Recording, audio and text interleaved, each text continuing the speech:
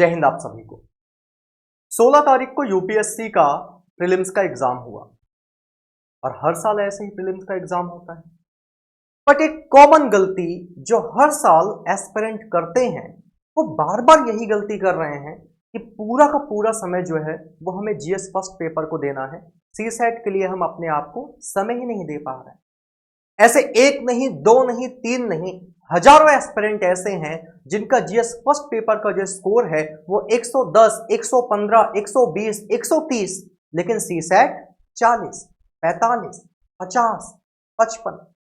तो क्या आप अभी भी सीसैट की इंपॉर्टेंस को नहीं समझ पा रहे? जब आपको ये पता है कि यार बिना सीसैट के हमारा भला नहीं होने वाला, ये वही सीसैट है जो हमें मेंस के रास्ते में एंट्री दिलाएगा, वरना जीएस फर्स्ट पेपर में कितना भी स्कोर ले आओ कुछ नहीं होने वाला। आप मुझे एक बात बताओ, लास्ट ईयर की कट ऑफ इतनी कम गई, आपने कभी सोचा कि इसके पीछे की वजह क्या थी?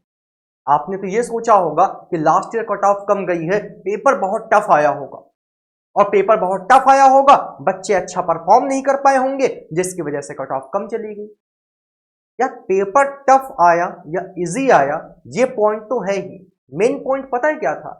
लास्ट ईयर के एग्जाम की अगर मैं बात करूं तो लास्ट ईयर बच्चों ने 123, 127, 135, 140 तक स्कोर किया, लेकिन फिर भी वो बाहर हो गए, वो मेंस लिखने को नहीं पाए। वजह, उनको सीसैट ले डूबा। इस साल भी कुछ ऐसा ही होगा। इस साल भी कुछ ऐसा ही होगा कि आपका प्री तो बहुत अच्छा हुआ, लेकिन अगर आपका सीसैट ही नहीं क्वालिफाई हुआ तो आप कितने भी ज्यादा नंबर ले आओ, आप तो रेस से बाहर हो ना। और जब आप रेस से बाहर हो, जब हायर मार्क लाने वाला रेस से बाहर हो जाएगा तो जानबूझ के कट ऑफ जो है वो कम चली जाएगी। इस बात को आपको समझना पड़ेगा दोस्तों, समझना ये पड़ेगा। आपको पता है जीएस का फर्स्ट पेपर है ना, जीएस का फर्स्ट पेपर 200 नंबर का, इसके बाद आता है आपका जीएस का सेकंड पेपर सीसैट जिसको आप कहते हो, ये भी कितना, 200 नंबर। एक एस्पिरेंट जो 200 में, मैं आपको बता दूं, जो 200 में 110, 115, 120, 125, 130 ये नंबर लाते हैं ना, ये नंबर लाते हैं ना, इनमें से बहुत ऐसे एस्पिरेंट हैं, बहुत, एक दो नहीं, बहुतों की मैं बात कर रहा हूं, बहुत ऐसे एस्पिरेंट हैं जिनका ये सेक्शन वीक है। और क्यों वीक है? क्योंकि यहां पे इनकी जो बेहतर परफॉर्मेंस है, वो बेहतर परफॉर्मेंस ये बयां करती है कि इन्होंने ज्यादा से ज्यादा समय यहां खर्च किया है, तो यहां पे समय खर्च करना ही नहीं चाहते। हमने एक मेंटेलिटी बना रखी है कि पेपर के 1.5-2 महीने पहले क्या करेंगे, सीसैट पढ़ लेंगे, कुछ प्रीवियस ईयर पेपर लगा लेंगे, कुछ मॉक टेस्ट दे लेंगे, बस सीसैट निकल जाएगा। और जब वो पेपर हो जाता है, जब आपको इस चीज का एहसास होता है कि नहीं यार सीसैट ने मेरा प्रीलिम्स जो है वो रोक दिया, तब क्या रहा आपके हाथ में? आपका एक अटेम्प्ट खराब हुआ, आपका एक पूरा साल खराब हुआ, आपकी उस पूरे साल की मेहनत खराब हुई। जो मेहनत आपने प्रीलिम्स एग्जाम के लिए पूरे साल भर की थी, वो आपको आगे एक साल और करनी पड़ेगी, क्योंकि अब आप आगे एक साल तक खाली नहीं बैठ सकते कि मैं तो पढ़ चुका हूं, खत्म। आपने जो लास्ट 1 ईयर में मेहनत की थी, आपने जो लास्ट 1 ईयर में करंट अफेयर्स पढ़ा था, बेकार हो गया सब। अब अगले एक साल की करंट अफेयर्स फिर से नहीं पढ़ो, जो चीजें आपने पुरानी पढ़ी थी अपने सारे सब्जेक्ट्स में, उनका फिर से रिवीजन करना पड़ेगा। तो समय जो है वो सबसे ज्यादा कीमती है। सबसे ज्यादा कीमती क्या है? समय। कि वो समय तो आपका चला गया ना। तो मेरे भाई, ये इतनी जब आपको चीजें पता है कि नहीं यार दिक्कत यहां है, तब भी तुम जानबूझ के इस पे लगातार काम करते रहो, तो ये तो बेवकूफी होगी ना। ये तो बेवकूफी होगी कि शरीर में बुखार है लेकिन इलाज हम किसका कर रहे हैं, सर्दी जुकाम का कर रहे हैं। तो ये तो हमारी बेवकूफी है कि अगर मुझे पता है कि भाई ये तो है ही, ये तो है ही, this is important no doubt, लेकिन दिस इज मोस्ट इंपॉर्टेंट, क्योंकि इसमें तो आपको मेहनत करनी ही करनी है। लेकिन अगर आपने इसमें मेहनत ना की, आपने दोनों में मेहनत नहीं की, तो मामला तो गड़बड़ हो जाएगा ना। अब मुद्दा ये उठता है कि अगर सीसैट की बात करें तो सीसैट को कितना टाइम देना जरूरी है। अगर सीसैट एग्जाम की बात करें तो सीसैट एग्जाम के लिए कितना टाइम देना जरूरी है। मैं आपको ज्यादा लंबा वीडियो नहीं करूंगा, कम शब्दों में सिंपल से एक बात बताऊं, मैं ज्यादा बड़ी बात तो नहीं कहता। सीसैट के सिलेबस को खत्म करने के लिए 60 days are more sufficient. 60 days जो है ये आपके सिलेबस को खत्म करने के लिए सफिशिएंट है। अगर आपने 60 दिन दे दिए और 60 दिन अगर आपने दिए तो इन 60 दिनों में आपका जो सिलेबस है वो पूरा का पूरा सिलेबस खत्म हो जाएगा। हम तो फिर भी 60 दिन में नहीं खत्म करते कि चलो यार जीएस का बर्डन तुम्हारे ऊपर ऑलरेडी रहता है, थोड़ा आराम आराम पढ़ाते हैं, 60 से चलो 90 खींच देते हैं।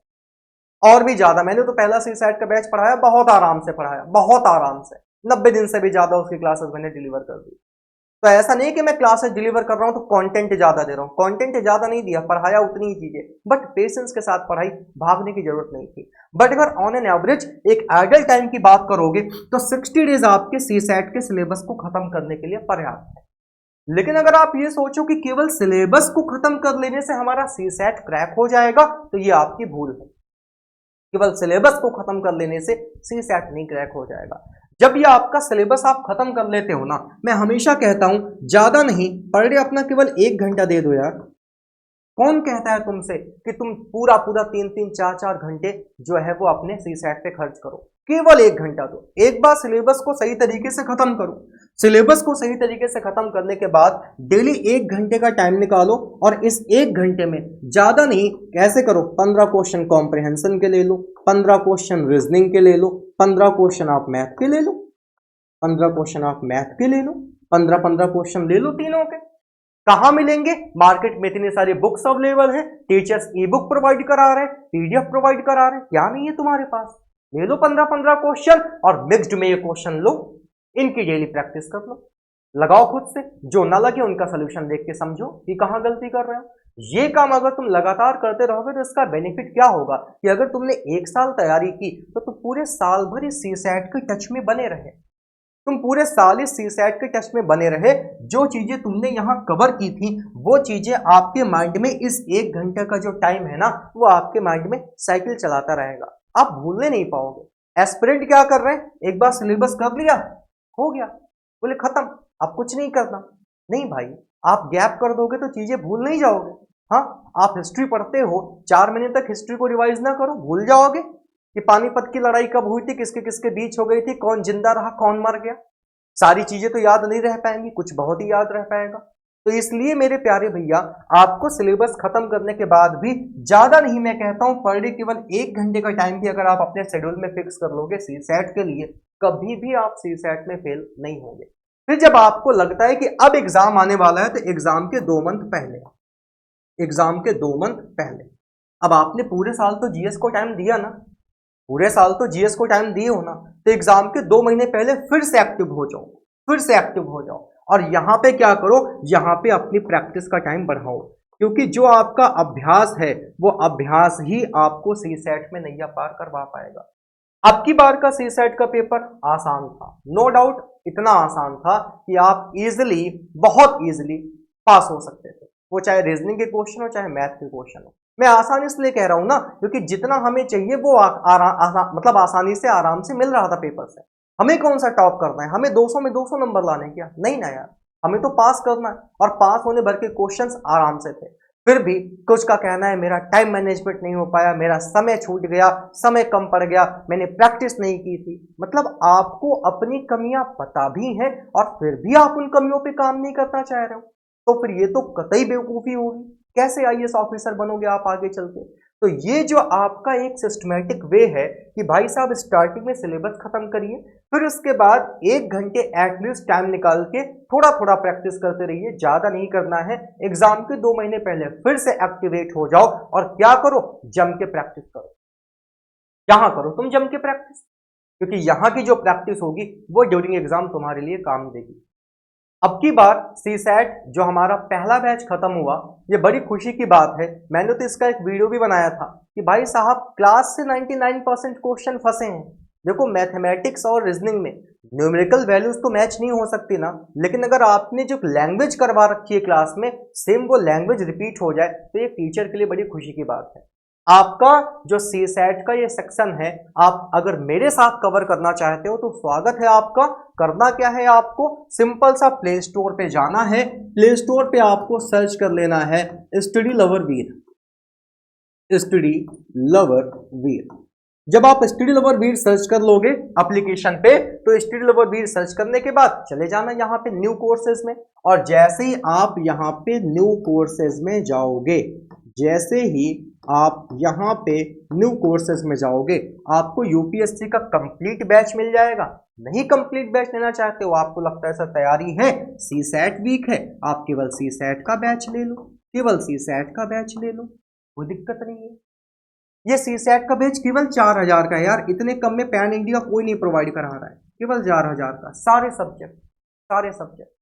इसके अलावा अगर आप में से कोई ऐसा है जिसको लगता है कि सर हम यूपीएससी में मैथ्स ऑप्शनल लेना चाहते हैं, तो मैथ्स ऑप्शनल का भी बैच मैं स्टार्ट कर रहा हूँ। मैथ्स ऑप्शनल का बैच जो है ये आपका 15 जुलाई से स्टार्ट हो रहा है, 15 जुलाई से।